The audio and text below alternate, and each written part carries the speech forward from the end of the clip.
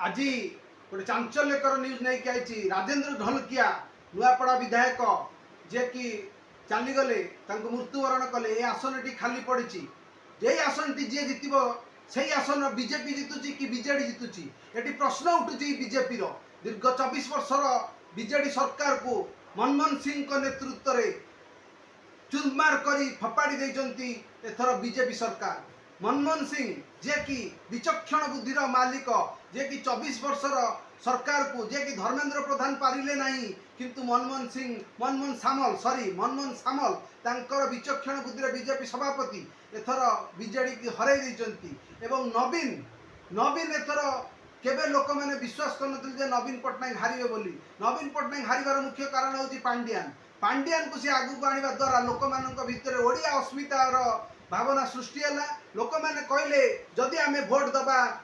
BJP BJD को ताले तामिल बाबू हे ओडिशार मुख्यमंत्री या लोक ग्रहण कर पारे एवं ओडिया अस्मिता भाव में जो जगन्नाथ को लेकिन 12 आड़े बुलेले भिक मागेले जगतर नाथ जगन्नाथ कौन भिक मागी था सारा ओडिया प्रिय हूँ जगन्नाथ मंदिर जहाँ दर्शन करने कोटी कोटी लोक डेली जाऊँगी जगन्नाथ मंदिर तांकु नहीं घरे घरे द्वारे द्वारे बुलेले एवं से चाउल को रास्ता उपर पकेले यही है बीजेडी सब बीजेडी सबुठ बड़ भूल। तापर इलेक्शन बेले नवीन पट्टनायक लुंगी पिंधिकी दुई हाथ में 2टा शंख धरी कहते गोटे दब एमएलए गोटे एमपी रे सी कौन तामिलिया हो गले तेणु लोक मैंने ग्रहण कले जदि नवीन पट्टनायक एथर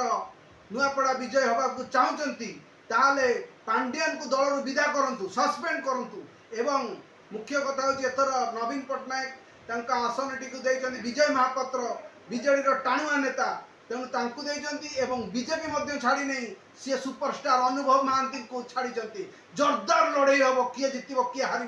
जी ए प्रमाणित हम जी जितब से ही जदि एथर बीजेपी जितब आपण मैंने जानवे लोक मैंने जो कहते फॉल्स वोटिंग कर